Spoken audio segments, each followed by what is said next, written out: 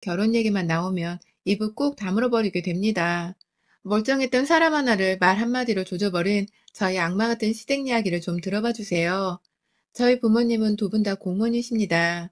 공무원 월급은 다들 아시다시피 쥐꼬리만 한데 다행히도 저희 아버지는 공직에서 높은 자리를 꿰차시며 호봉도 높으셨고 두 분 모두 퇴직을 하시고 나서도 연금을 함께 받는지라 노후 걱정도 없으셨어요. 비교적 사이좋은 부부 사이를 오래도록 유지도 해오셨고 그래서 저는 딱히 문제 있는 가정이란 걸 가까이서 접해보지 못한 채 구김없는 인생을 살아왔다고 자부를 합니다. 운이 아주 좋은 케이스였죠. 저는 대학 시절 러시아어를 전공했다는 이유로 현지 언어를 살려서 결혼할 적부터 지금까지 평범한 무역회사에 재직 중이고요. 남편은 결혼할 적만 하더라도 저와 완전히 다르게도 스타트업을 시작한 뒤 일에 고군분투하고 있던 사람이었습니다. 저하고는 집안의 배경도 일도 모든 것이 정말 달랐어요. 우리나라에서 가장 좋다는 명문대도 졸업했고 대기업에서 돈도 많이 받으면서 인정받던 남편이 결혼할 즈음에 일을 그만두더니 갑자기 회사 후배들이랑 사업을 하겠다면서 스타트업을 차려냈고요. 그로 인해 거의 결혼 초반, 아니 결혼하고 거의 내내 저는 집안의 기둥 역할을 자처하면서 제가 벌어오는 돈으로 생활비를 써야 했었습니다. 남편에게는 안정적인 수익의 근원이 단 한 개도 없었기 때문입니다. 스타트업이라는 게 저 같은 경우는 잘 모르지만 어떻게든 똑똑한 사람들이 모이면 금방 잘 되겠지라는 안일한 생각만을 가진 채 남편과 결혼을 결심했어요. 실제로 결혼을 할 당시에도 남편이 금전적으로 여기저기 투자 요청하고 다닌다고 정말 정신없이 일만 하고 식장에는 거의 몸만 들어왔다고 해도 무방할 정도였는데 저는 뭔 생각이었는지 그런 남편이 안쓰럽고 또 옆에서 챙겨주고 싶다는 좋아하는 감정만이 앞서서는 그래도 괜찮아 라며 결혼을 감행했습니다. 저희 부모님은 당연히 이런 남편을 사윗감으로 탐탁지 않아 했어요. 딸내미보다 일이 좋아 죽겠어 보이는 사람을 어느 부모가 감히 사위로 좋다고 말을 할 수 있겠냐고요. 부모님을 설득하는데 그리 시간이 오래 걸리거나 힘든 일이 있었던 것은 아니었지만 사위를 대하는 것을 조심스러워하고 또 불안불안해 하시는 부모님의 모습을 보면서 나도 엄마 아빠만큼 잘 살아갈 자신이 있어 라는 말로 몇 번이고 위안을 드리곤 했었습니다. 딸내미가 좋다고 하니 저희 부모님께서도 다 큰 네가 어련히 알아서 하겠지 라며 점점 반대하던 마음을 체념하셨고요. 반면 이런 친정과는 달리 시댁은 완전히 다른 분위기였던 것으로 기억합니다. 시부모님은 저희 부모님이 양쪽 다 공무원이란 것에 대해서 공직자의 외동딸이라는 것에 대해서 어디 가서 자랑할 거리가 된다며 저에 대한 자부심이 아주 쓰잘데기 없이 대단하셨죠. 지금도 기억나는 게 저희 시어머니는 니네 부모님은 우리 아들을 정말 업고 다닌 만큼 반기시겠다. 내가 이렇게 널 며느리로 환영하고 있으니 말이다. 라면서 저희 부모님이 자기 아들을 반대하고 있다는 사실도 모른 채 그저 자신이 저를 며느리감으로 대환영을 하니 저희 부모님도 좋아하겠다는 오두방정을 떠셨어요. 돈이 유복한 집도 절대 아니었고 그저 아들내미가 벌어오는 돈에서 용돈을 받아가며 노후 대책 없이 살고 계셨던 시부모님께서는 집안에 자랑할 만한 것이 그간 명문대를 졸업하고 대기업에 들어간 아들내미 하나뿐이었는데 이제는 제가 뽀대나긴 하는지 공직자의 딸이 며느리로 들어왔다는 오버를 하면서 동네방네에 저까지 자랑을 하고 다니시던 바람에 제가 정말 부담스러워했죠. 안정적인 집안에서 자랐으니 가정교육을 잘 받았을 거야. 라고 제 앞에서 재차 말씀을 하는데 여기서 시어머니가 말하시는 가정교육이라는 게 뭔 말인지는 결혼을 하고 나서야 알게 되었습니다. 그건 온전히 시어머니에게 복종을 하는걸요. 결혼하고서 몇 차례나 결혼하고서 한 6년 동안 내내 시어머니께 귀에 딱지가 붙도록 들었던 말은 바로 가정교육을 정말 제대로 받지 못했구나 였습니다. 퇴근에 야근까지 집에 늦게 들어가게 생겼는데 집 가는 길에 굳이 시댁을 들리라고 해서 어머님, 저 오늘 야근을 해야 해서 집도 10시 되어 겨우 들어갈 것 같아요.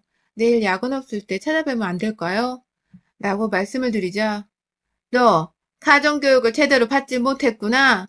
시어머니가 오늘 오라는데 내일이든 모레든 그건 네가 정하면 안 되는 거지. 오라면 그냥 군말 않고 와야지. 라면서 화를 낸 바람에 그날 퇴근하고서 시댁에 갔다가 겨우 미역 한 소끔 얻어서는 집으로 돌아갔었고요.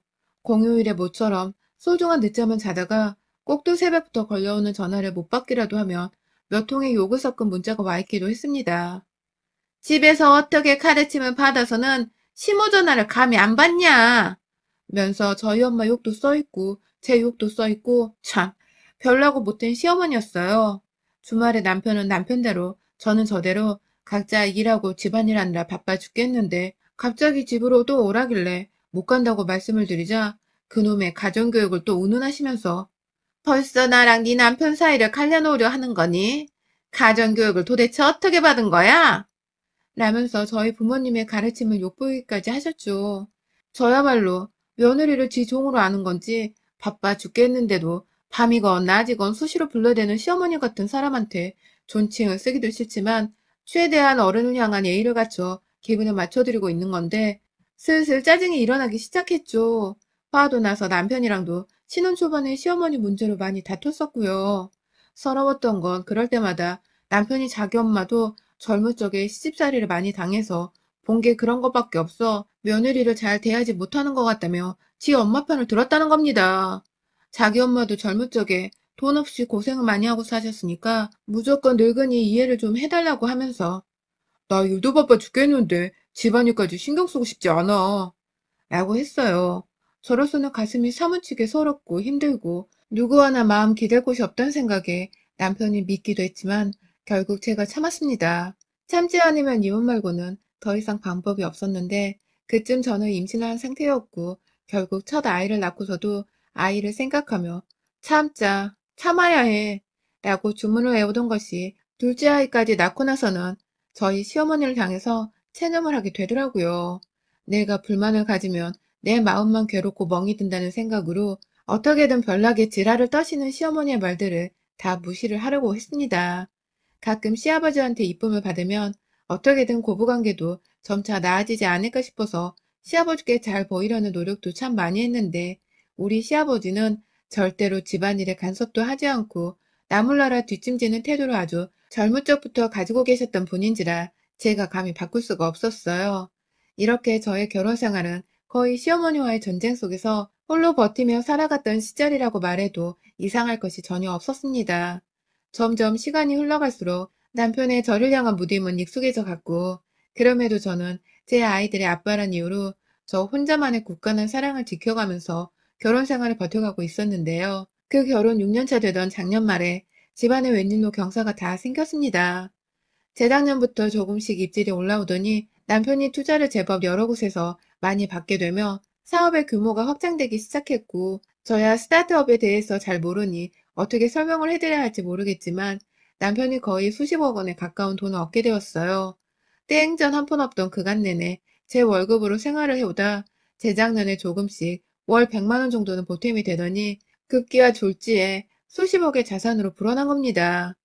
물론 일부는 회사에 쓸 돈이기도 했지만 개발자인 남편의 수중에 들어오는 돈도 절대로 적은 돈이 아니었고 남편은 이제야 자신이 뭔가를 해낸 것 같다면서 기뻐하고 아이들이나 저한테도 전에 없는 미소를 한가득 품은 채 대해주니 마음이 슬슬 놓이기 시작했어요. 고생 끝에 낙이 온다더니 딱 이럴 때를 두고서 하는 말이라는 생각에 앞으로 남편이 더 성장해 나갈 모습이 기대되기도 했죠. 그런데 그 순간부터 낙은 개뿔 시어머니가 오기 시작했어요.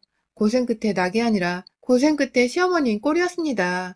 남편의 투자일치 성공과 함께 그 소식을 듣고는 동네방네 또 자랑질을 하고 다니던 저희 어머님은 유독 전과는 달리 저희 집을 제 집 드나들듯 오기 시작하셨어요.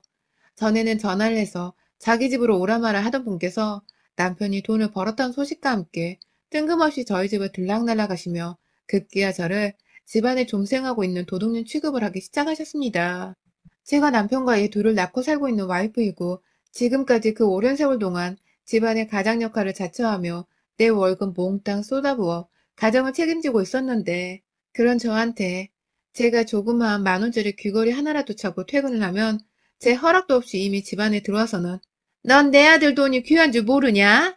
어디 할 짓이 없어 귀걸이를 사매고 다녀? 라는 참 얼토당토 없는 말로 시비를 걸며 혼을 내셨고요. 제가 내 남편 돈 좀 쓰겠다는데 남편이 쓰라고 준 생활비를 이제야 좀 속편히 써보겠다는데도 그놈의 내 아들 돈이라는 말을 계속 언급하면서 저를 도둑 취급하면서 의심을 했어요. 남편이랑 애들 먹이러 사는 음식 하나하나를 허투루 쓰는지 검사해야겠다면서 허구한 날 저희 집으로 와서는 냉장고 확인을 하기도 했고 안방 쳐들어가서 제 옷장 검사를 하는 건 또 당연했습니다. 남편은 일 때문에 거의 야근은 밥 먹듯이 하던 때였는데 저는 그 매일을 남편 없는 저녁 내내 시어머니께 시달리면서 아이들 육아에 살림까지 다음날은 또 출근을 해야 하고 몸이 10개, 아니 100개라도 모자랄 지경이었습니다. 그러더니 시어머니는 귀엽고 저에게 누명을 씌워서 남편과의 사이를 갈라놓자마자 이혼을 시켜버리는 쾌거를 이루셨어요. 지금도 그 순간을 생각하면 손발이 떨리고 오금이 저리고 심장이 콩알만 해집니다. 제 인생에 그런 계략을 당하게 될 줄은, 그것도 시어머니란 사람에게 당할 줄은 감히 상상을 못했네요. 제가 글쎄 저보다 20살 정도 많아 보이는 웬 아저씨랑 바람이 나버린 걸로 남편의 오해를 사버린 겁니다. 그것도 제가 바람을 핀다는 증거까지 확보가 된 채로 명확히 말이죠. 저도 이 나이 먹고 어디 가서 절대 아가씨 소리 못 듣습니다. 아줌마 소리 들으면서 산지 오래고 얼굴에 주름도 있지만 나도 여자고 사람 보는 눈이 있다고요. 나도 젊은 내 서방이 더 좋고 잘생긴 내 서방이 더 좋았는데 어디서 갑자기 나타난 중년 남성이랑 제가 손을 잡고 있고 같이 장을 보러 가고 모텔 거리로 누비는 사진이 찍혀서는 남편의 회사로 배송이 되었어요. 그 바람에 남편은 일하다 말고 회사에 있는 저를 불러 집으로 뛰어오게 했고 그 사진을 보고서 전 도저히 무슨 말을 해야 할지 몰라 결백만을 주장했지만 결국 남편은 저를 믿어주지 않았습니다. 옆에서 시어머니가 죽일년 당장 내쫓아! 라면서 몇 번이고 고함을 질러대고 심지어 제 뺨까지 여러 차례 치며 정말 험악한 분위기를 만들어냈고 급기야 화가 난 남편도 애들 봐서라도 그냥 짐 싸서 나가 라면서 저를 쫓아낸 바람에 저 그냥 그러고 맨몸으로 집을 나왔어요. 애들 생각에서 차마 소송으로 가 일을 크게 키우고 싶지도 않았고요. 이 와중에도 애들만 생각하면서 애들 양육권과 교섭권까지 들먹이며 욕을 퍼붓던 남편에게 애들 얼굴이라도 가끔씩 보게 해달라는 말을 한 채 조용히 친정으로 왔습니다. 깨끗하게 협의혼을 하고서 말이죠. 친정 부모님은 살아가기에 여유가 있으셨기에 당장 금전적인 어려움은 겪지 않아도 되었지만 그간 내가 가정에 남편을 대신해 쏟아부었던 돈과 정성, 그리고 내 마음, 모든 것이 한 줌의 재가 되어버린 순간이었어요. 죽고 싶은데 그럴 수도 없었습니다. 저를 보며 가슴 아파하고 죄스러워하는 저희 부모님의 눈빛을 마주할 때마다 죄책감과 억울함에 몸부림을 쳤거든요.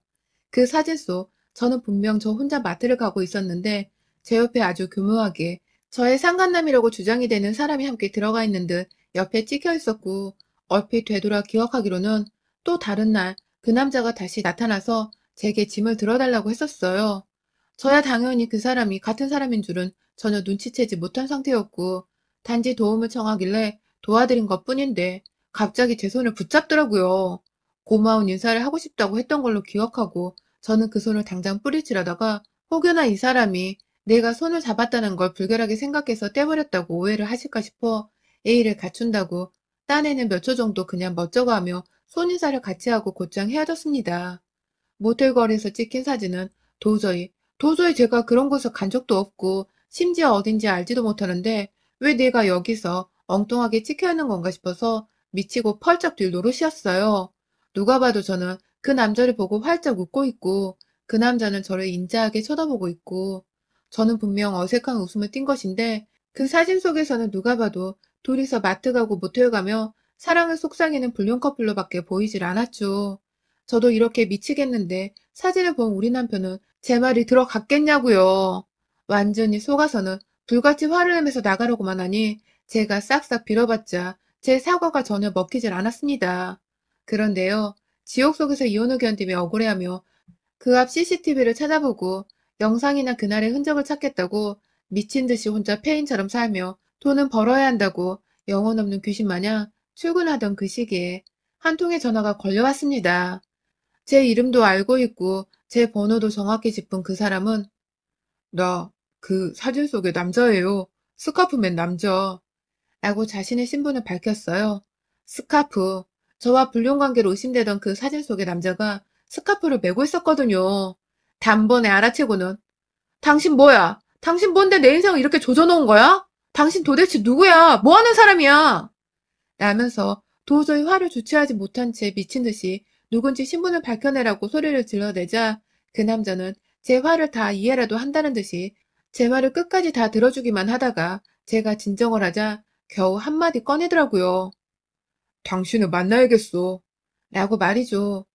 그렇게 저는 몇 달간 혼자 생고생하며 제 결박을 주장할 증거를 찾아대다가 급기야 사진 속의 그 장본인을 만나게 되었고요. 동네 카페에서 만나 얘기를 나눴는데 그 남자의 입에서 나온 모든 이 사건의 전말은 도저히 믿을 수가 없었습니다. 아니 솔직히 의심은 갔으나 이 정도로 쓰레기급에 저급하고 무시무시한 사람일 줄은 꿈에도 몰랐어요. 이 모든 일은 바로 저희 시어머니의 계략이었습니다. 그 남자의 말로는 시어머니는 바로 자신과 불륜을 저지르고 있다고 하더군요. 시어머니가 두 눈 뜨고 살아계신데도 불구하고 한참이나 어려 보이는 이 남자랑 시어머니가 꼴에 그렇고 그런 사이였던 것입니다. 그간 남편이 저하고 자식들한테 생활비는 못 주더라도 자기 부모님 계시는 시댁으로는 용돈을 쭉 보내주고 있었는데 이놈의 할망구는 그 돈 가져다가 자기보다 젊은 남자랑 놀아나면서 또 용돈이나 주며 무서운 일탈을 벌이고 있었더라고요. 그런데 이번에 저희 남편이 떼돈을 벌게 되면서 뭔가 콩고물을 얻어먹을 건덕지가 더 생기게 되자 기다렸다는 듯이 저희 집으로 들어와서는 그렇게 제 생활비마저도 간섭하고 도둑년 취급을 하다가 급기야 저를 지 아들이랑 이혼을 시켜버린다며 자기 상간남이랑 계획을 세워서는 저를 쫓아내기로 작당을 했더라고요. 저랑 불륜을 저지른 척 같은 공간에서 같이 손잡고 같이 걸어가고 있는 사진을 계획적으로 촬영했고 급기야 모텔거리는 아예 합성까지 해서 완성시킨 거라는데 그렇게까지 나를 쫓아내고 싶었음 그냥 말을 하면 되는 게 아니냐면서 저도 모르게 불같이 언성을 높여버리고야 말았습니다. 이 남자는 계속해서 미안하다는 말과 함께 나도 내가 이렇게까지 해주면 분명 돈을 더 준다고 해서 그런 건데 이렇게 잠수를 타버릴 줄은 정말 몰랐어요. 분명히 용돈도 더 준다고 했고 지 늙은 남편이랑 이혼하고서 나랑 살아준다고도 했었는데 분명 그렇게 말했었는데 하면서 저만큼이나 이 사람도 시어머니한테 자기만의 이유대로 빠기 쳐서는 욕을 하고 있고 둘이서 침 튀겨가면서 분노를 터뜨리는 바람에 카페 안에서 결국 직원이 조용히 해달란 주의까지 받고서야 겨우 주변 눈치 살피며 밖으로 나왔습니다. 모든 게 다른 사람도 아닌 나를 그렇게 괴롭히고 한때는 우리 부모님 가정교육까지 운운하던 그 모질이 싸가지 없는 싹수노란 시무의 계략이란 걸 안 이상 이대로 절대 가만히 그냥 넘길 수 없었습니다. 내가 지금 당장 죽어서 내 새끼들을 더는 못 보는 한이 있더라도 이 할망구는 내가 머리털을 다 뽑아놔서라도 그 주둥이에서 미안하다는 사과를 받아내야겠더라고요. 저요 사실 이 남자랑 대화하던 것을 다 녹음해놨거든요. 남자도 녹음이라도 하려면서 저한테 녹음을 해도 된다고 동의를 해줬고요. 회사고 뭐고 일단 그 녹음 파일과 함께 사진을 합성해서 허위로 위조한 것 그래서 내가 결국 남편한테서 이혼을 당하게 된 이 어처구니 없는 사실까지도 모두 다 법으로 걸어 고소장을 작성했습니다. 고소를 진행함과 동시에 시어머님께 오랜만에 전화를 걸었어요. 아줌마, 내가 당신한테 할 말이 있으니까 좀 봐야겠어요. 안 나오면 당신 아들하고 남편한테 내가 가지고 있는 당신 불륜 증거부터 당신이 나한테 한 짓거리를 다 까발릴 거야. 아, 고소는 덤이니까 알아서 선택해. 라고 말을 하니 시어머니는 정말 불이 나게 급기야 신발까지 짝짝으로 신고서는 저희 친정앞 카페까지 택시를 타고 나오더군요. 제가 들은 변호사의 말을 따라 사기와 무고죄까지 들먹이면서 그리고 이혼의 책임을 묻는 정신적 피해보상 손해까지도 이건 절대로 시어머니 혼자서 금전을 마련할 수 있는 만만한 금액이 아니었는데요. 시어머니의 상간남이라 자처한 그 남자와 나눈 대화 녹음 파일을 들려주자 금세 시어머니는 얼굴이 새파랗게 질려서는 카페 의자에 앉아있다 말고 바닥에 무릎 꿇고 주저앉아 제게 애원을 했습니다. 내가 잘못했다. 내가 진짜 미친년이었어. 내가 남자에 잠깐 홀려가지고 돈 한 푼 더 얹어주겠다고. 내가 미안하다, 진짜로. 내가 다시는 안 이럴게. 내가 다시 네 남편 옆으로 돌아가게 할게. 맹세할게. 라며 제 바지가랑이를 붙잡고 늘어진 채 사람들 시선 부끄러운 줄도 모르고 잘못했다고 싹싹 비는데 제 마음이 충분히 위로가 되질 않더라고요. 오히려 더 개망신을 주겠다면서 급기야 제 아이스 아메리카노를 그 노인네 머리 정수리 위에다가 주르륵 떨궈버렸습니다. 이 할망구야, 할 짓이 없어서 사진을 조작해 며느리를 불륜녀로 몰아? 네가 그러고도 사람이야? 돌아가신 네 부모는 너를 도대체 어떻게 키웠길래 이 모양으로 추잡하게 늙은 거야 도대체.